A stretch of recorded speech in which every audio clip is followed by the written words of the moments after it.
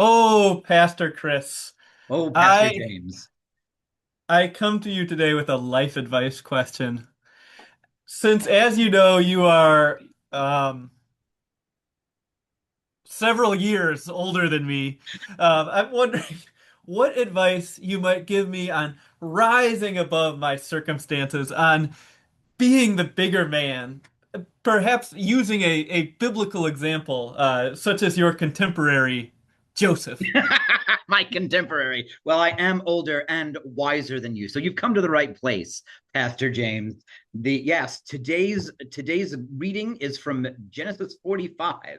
And we read about our friend Joseph that we heard about last week, and he was a brat last week. And Yeah, boo. I kind of wonder if he doesn't still have a little bit of that brat left in him, if I'm being completely honest.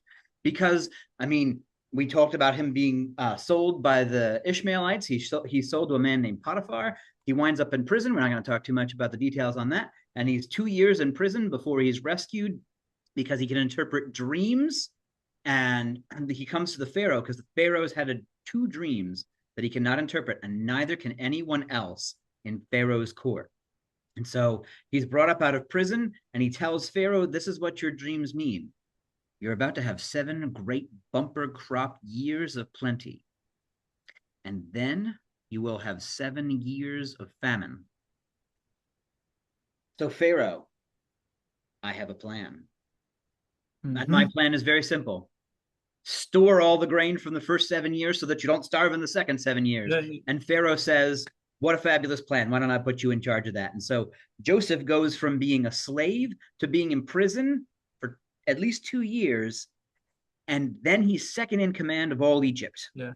To being the vizier, or you might even call him the David Ramsey of his time. Oh wow.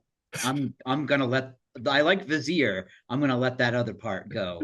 All right, please continue, O Elder, on your story. In the meantime, it happens exactly as Joseph says it will, as Joseph interprets Pharaoh's dream, which comes from God. Um, there are 7 years of plenty. Joseph stores up all the grain, and then there begin 2 years of famine, and the famine is harsh throughout the land, not just in Egypt, but also in the land of Canaan.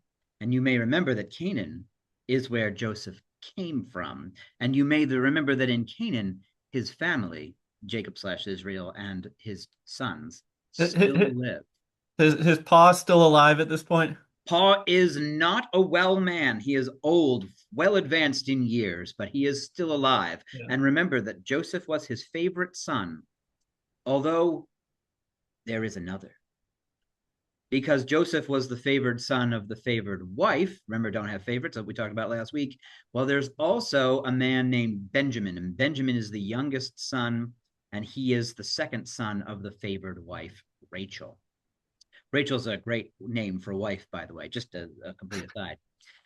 The So the sons of Jacob accept Benjamin, come down to Egypt because they heard Egypt has grain. Joseph recognizes his brothers and they do not recognize him. He probably looks very different. It's been a couple of years. He's probably eaten pretty Awkward. well. Uh, so Joseph messes with them a little bit, which is why I wonder if Joseph, because this is often depicted as Joseph is really grown, and he makes me groan. That's about how Joseph groans. So Joseph messes with them, threatens to throw them in prison, slips some incriminating evidence into their grain sacks. And that's when we see our story from he's hauled them back. He's gotten his younger brother. He's threatened Benjamin's life. They know that their father can't take it if their youngest brother Benjamin doesn't come back because he's already threatened them. They're kind of in between a rock and a hard place. And that's when Joseph says, "Come closer.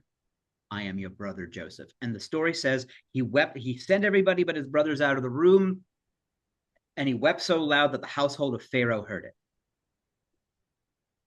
But I have a question, Pastor James, because Joseph, we have this big scene where Joseph cries and he falls on the shoulder and he hugs his brothers and he talks to his brothers. He speaks softly to his brothers. This is the way to be the bigger man, the biblical way to be the bigger man. That's the answer to your question, Pastor James. So my question for you is, how big a man is Joseph? Since he's on top, he could crush them like insects, but he chooses to be magnanimous, which is good because there are lots of people who would just crush them like insects. But what if he had met up with them when he was still a slave in the house of Potiphar? What if he had seen them walking by his jail cell when he was still a prisoner? I think it's easy to forgive when you're well fed, when you're well protected, secure in your life, and your boss, the only person in the world who outranks you, is the most powerful man in the world.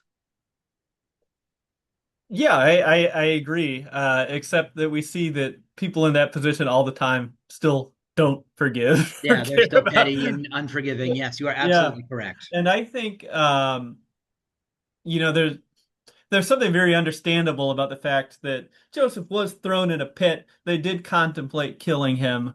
Uh, and now they come begging to him when they're hungry, not even knowing who he is. I think it's totally understandable why he plays with them a little bit. But you know, not to be a broken record, but the characters in Genesis, they are human. We make them out to be role models a lot of the time when we're reading them, and that's not really how it was understood. The point of this story is really how the descendants of Jacob of Israel end up in Egypt. It's not be like Joseph. Um, it, It's by the grace of God. exactly. Uh, so I guess if you're looking for how to be the bigger man, which I was. Really, you don't look to Joseph. You don't. You You don't. look to his descendant, or I guess it's Yes. yeah. You look to a different descendant of Jacob, Yes, who taught us to pray, forgive us our trespasses as we forgive those who trespass against us. who told us a parable about another son who was hungry and so came home to his father. Yes.